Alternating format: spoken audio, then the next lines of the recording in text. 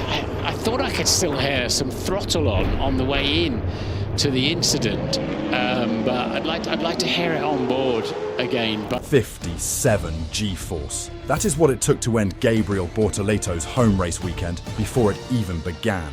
And less than 24 hours later, it happened again. This is the 2025 Formula One season, the year Lando Norris became world champion, the year rookies were thrown into the deep end, and the year the barriers earned their money. Every driver you're about to see walked away. Their cars, not so lucky. Let's count down every disaster, from the costly and clumsy to the genuinely terrifying. We begin our story with what is termed the rookie strike, involving Bearman, Lawson and Hadjar. 2025 was a brutal baptism for the new generation. Between them, they cost their teams millions before the European season even began.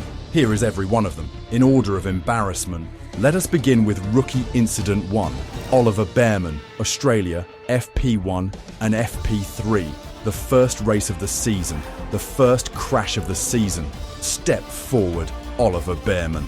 The British rookie was barely 20 minutes into his first practice session of his first full F1 campaign when he attacked turn 9 and 10 at Albert Park too aggressively, bounced the curb and slid helplessly into the wall. The rear of the car snapped, all 4 tyres stayed attached only by their tethers, and both the gearbox and power unit needed replacement. One crash, over $1 million.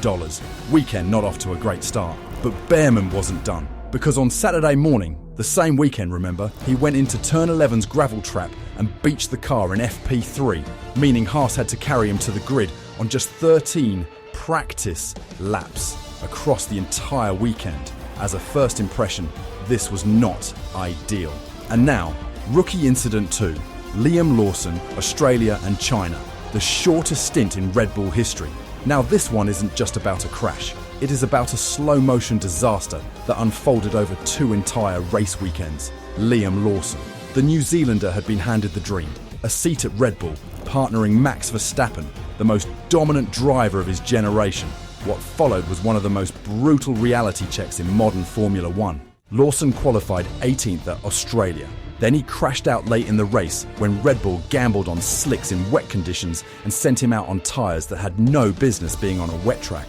He had no chance. Lawson qualified 20th at China for both the sprint and the main race, but ended dead last, twice in 2 days. Red Bull's advisor Helmut Marko would later admit they made a mistake, promoting Lawson too soon, that he lost confidence and couldn't show his real potential. Christian Horner called the demotion a duty of care. Lawson himself called it a shock, not something I saw coming. After just 2 races, he was sent back down to Racing Bulls. Yuki Tsunoda took his place, and Tsunoda, well, you'll see how that went for him later. Finally, Rookie Incident 3, Isaac Hadjar, Australia Formation, Lap DNS and Silverstone. Isaac Hadjar had one of the most accomplished rookie seasons of 2025. A podium at the Dutch Grand Prix, 12th in the standings, genuine pace. But 2025 started with one of the most embarrassing moments, a spin on the formation lap of his very first race, before a single competitive lap was turned, DNS. On debut, in the wet. Silverstone was worse in a unique way, not embarrassing, genuinely frightening. Hadjar was fighting through the spray in torrential rain when Kimi Antonelli appeared dead ahead after slowing unexpectedly for the conditions. There was simply no time to react. The Racing Bulls car went into the barriers at turn 9. Stewards reviewed it and concluded both drivers were just passengers. The conditions had taken over. We will now into another interesting area of the 2025 season, termed the Chaos Merchant, involving Lance Stroll's complete 2025 incident reel, which was crazy to say the least. This driver deserves his own chapter within this story, not because any single incident was the most dramatic, but because across an entire season, no driver was more consistently involved in incidents. This is Lance Stroll's 2025 season of 7 incidents. Incident 1, Monaco, Free Practice 1. Stroll rejoined the circuit from the pit lane directly into the path of Charles Leclerc on a flying lap. The Ferrari's front wing paid the price. Team principal Mike Crack would use the phrase avoidable, a word that would become something of a theme for Stroll's 2025. Incident 2, Montreal, his home race. Canada, the place where Stroll is cheered like a local hero. He crashed in practice, in front of his people. Incident 3, America, sprint race, turn 1. Stroll went for a move on the inside, or locked the front tyres under braking. The car did not stop. He speared directly into the back of Esteban Ocon's Haas, retiring both drivers and triggering a safety car on lap 1. The FIA ruled it entirely to be his fault. 5-place grid penalty for Sunday. Ocon was furious. After the race, Franco Colapinto, watching from the paddock, would later say, quote, "Stroll is just always taking people out." Incident 4, Zandvoort, free practice number 2, banked turn 3. Sky Sports analyst Karun Chandok put it perfectly. High G, the barrier is not far from the edge. He went in at a lot of speed, and the front just did not turn around. A bit of ambition over adhesion. Car destroyed. Session red flagged. 1 day before qualifying. Incident 5, the very next day, the same weekend. Stroll crashed again, in qualifying, on his first flying lap, before he had even set a time. He dipped a wheel onto the grass, the car snapped, and he hit the wall, again. He walked away from the post-session press pen mid-interview, literally stopped answering questions and left. His words, very frustrating. Nothing more to say really. Frustrating. We respect a man who knows his limits. Incident 6, Baku, qualifying, Q1. Locked up under braking at turn 15. Front suspension damaged. Red flag. Yet another qualifying session gone. Incident 7, Brazil, the race. Stroll defended aggressively against Bortoleto, the same Bortoleto who had crashed 57G the day before, who had had his car rebuilt overnight. Colapinto's "always taking people out" comment came from watching this very move. Then, one race later in Las Vegas, Bortoleto drove into Stroll on the first lap. It was ruled Bortoleto's fault, but the paddock noted the poetry of it. We can now move on to the IMOLA carnage and the championship scare involving Tsunoda, Colapinto, Norris, and the moments that changed the 2025 title fight. If one weekend defined the chaos of 2025, it was IMOLA qualifying. 2 massive crashes in the same session, red flags, chaos in the point standings, and the World Championship picture suddenly became very different. Now, Incident 1, Yuki Tsunoda, IMOLA qualifying, the rollover, the most visually dramatic crash of the entire 2025 season.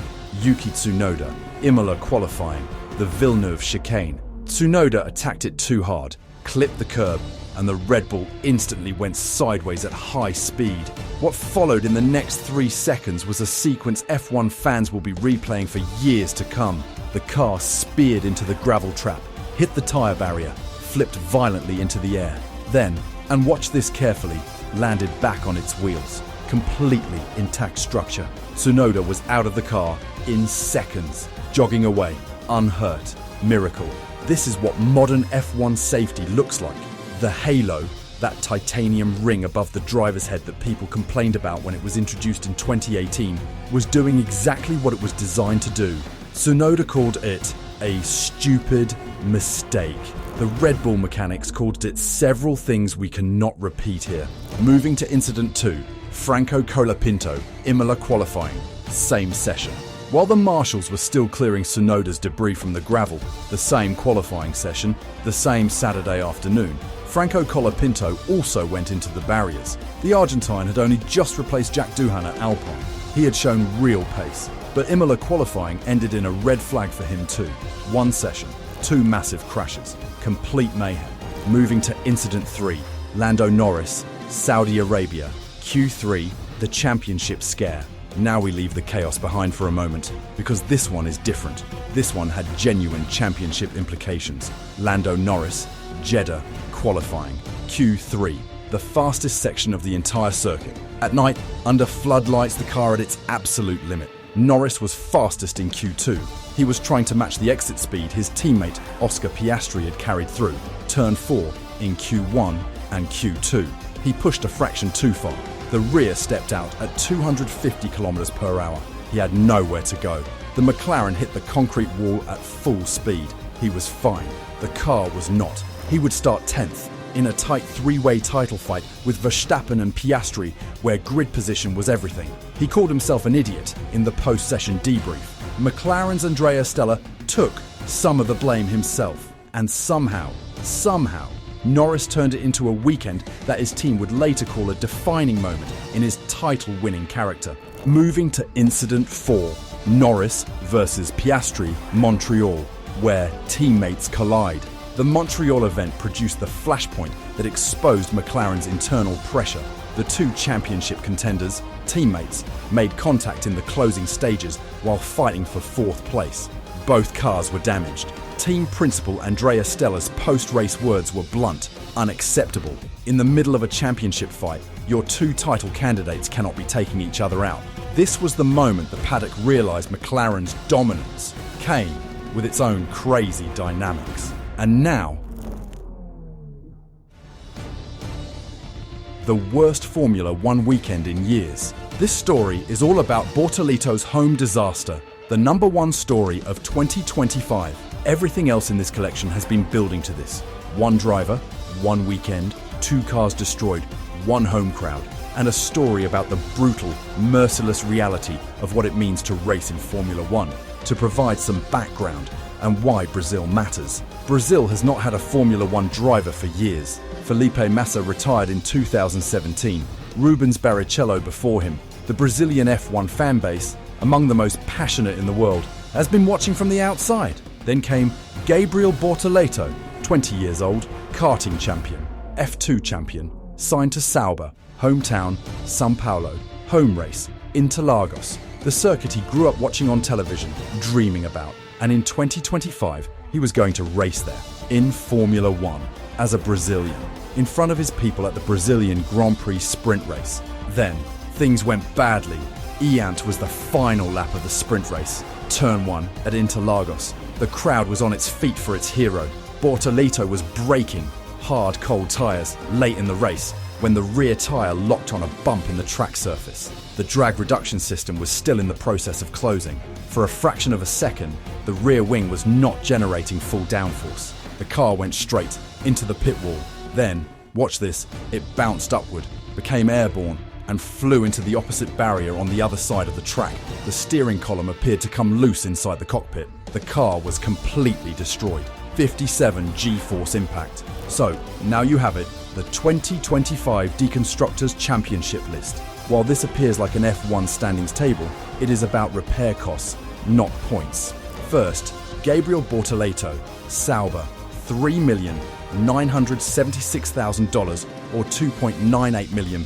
Second, Yuki Tsunoda, Red Bull/Racing Bulls, $3,497,000 or £2.62 million. Third, Lando Norris, McLaren, World Champion, $2,340,000 or £1.75 million. Fourth, Franco Colapinto, Alpine, $1,877,000 or £1.41 million. Fifth, Oliver Bearman, Haas, $1,117,000 or £837,000. Sixth, Oscar Piastri, McLaren, $1,140,000 or £859,000. Most economical, Max Verstappen, Red Bull, $450,000 or £338,000. And there it is, the 2025 Deconstructors Championship. Bortoleto leads with nearly $4 million of damage. The world champion Norris is third. Max Verstappen, who did not win the title despite 3 seasons trying.